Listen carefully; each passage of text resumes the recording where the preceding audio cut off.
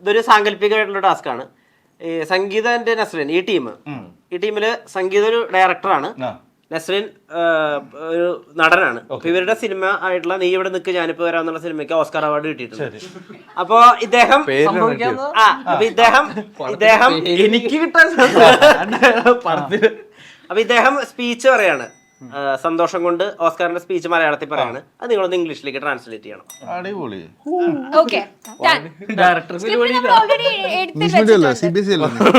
കുറച്ചുകൂടി എളുപ്പമാവാൻ വേണ്ടി നമ്മൾ ഓൾറെഡി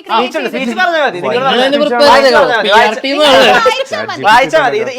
ഇവര് പറയും നിങ്ങൾക്കുള്ള ഗിഫ്റ്റും ഇവർക്കുള്ള പണിഷ്മെന്റും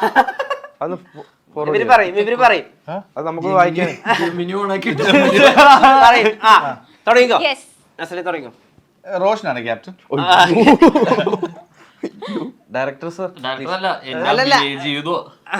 അഭിനയ ജീവിതം നസ്രിനാണ് പറയുന്നത്. ഇത് വായിക്കാൻ പാടൊന്നുമില്ല മലയാളം. അല്ല അത് മനസ്സിലായി, പക്ഷെ ഇത് എഴുതി വെച്ചേക്ക് നോക്ക്. എല്ലാവർക്കും വന്ദനം. എന്റെ അഭിനയ ജീവിതത്തിലെ പറയുമ്പോ തന്നെ ട്രാൻസ്ലേറ്റ് ചെയ്യണം. അതല്ലേ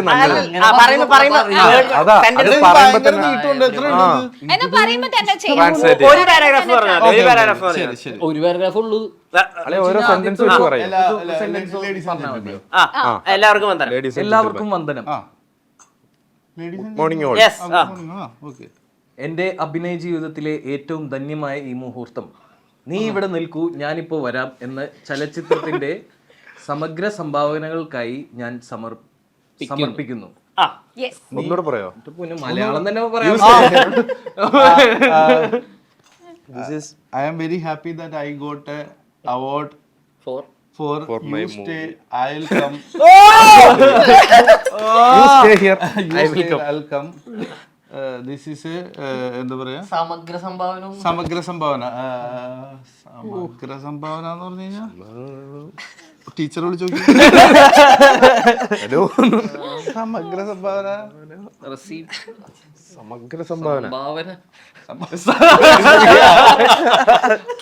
ചാരിറ്റി. സമഗ്ര സംഭാവന എന്ന് പറയണോ? Complete charity. My complete charity. ഏതോ കൂടി സ്കൂളിൽ പഠിച്ച ഞാനല്ല. അടുത്ത വരി അത് മതിയില്ലേ?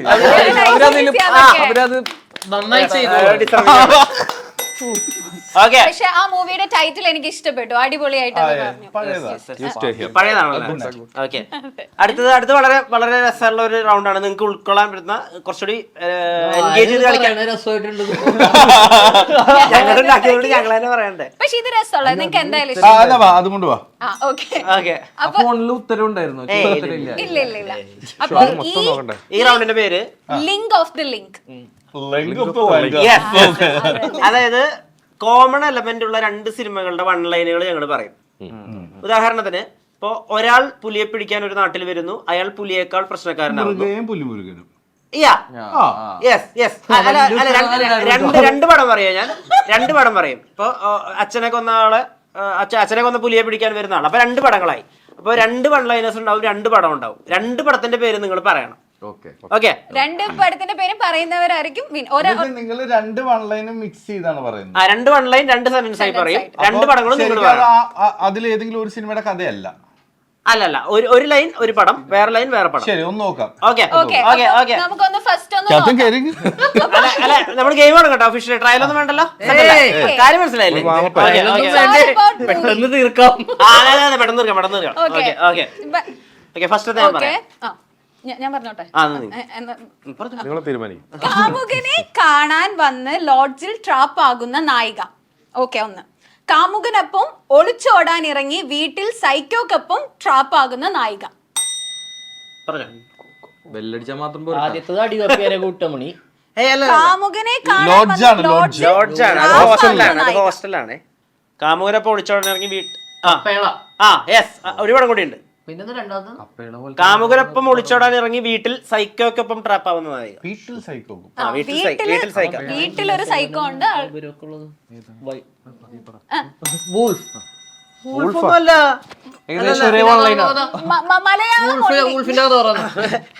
അത് പിന്നെ സൈക്കോ ആയി മാറുന്നല്ലേ. ഇത് ഒളിച്ചോടാൻ നിൽക്കുക.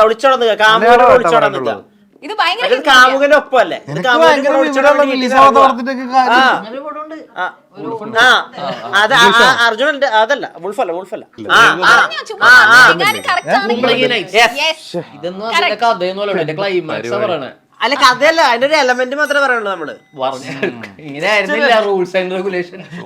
റൂൾസ് തെറ്റിക്കുന്നു. കുമ്പളങ്ങി നൈറ്റ്സിന്റെ ക്ലൈമാക്സിൽ അല്ലേ ഒരു സീൻ പറയുന്നുണ്ട്.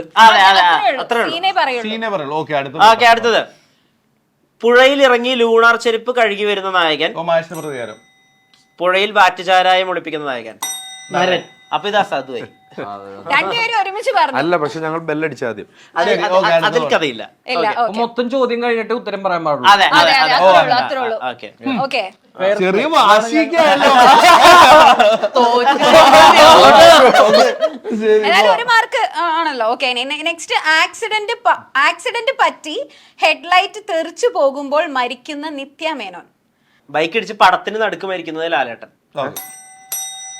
ഞങ്ങൾ അവരാദ്യം അടിച്ചു. ആദ്യത്തെ ബാംഗ്ലൂർ ഡേയ്സ് സുഗമോ ദേവി. പക്ഷെ ഇവര് മൂവി തന്നെ അടിപൊളി.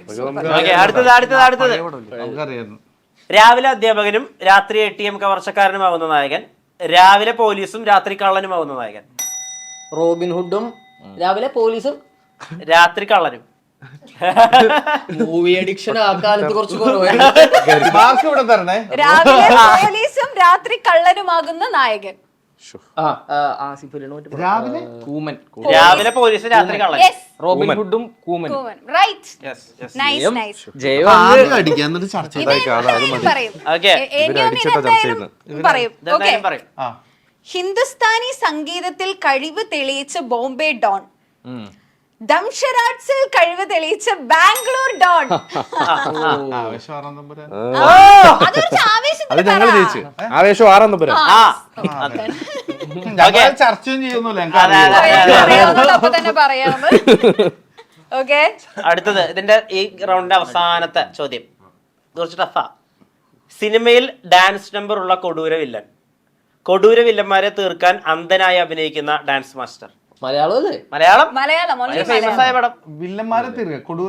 കൊടൂര വില്ലന്മാരെ തീർക്കാൻ അന്ധനായി അഭിനയിക്കുന്ന നായകൻ. പറഞ്ഞു രണ്ട് പടം പറഞ്ഞു. ചെസ്. ചെസ് മറ്റേ പടം ഞങ്ങൾ പറ. പറഞ്ഞ കേട്ടില്ല.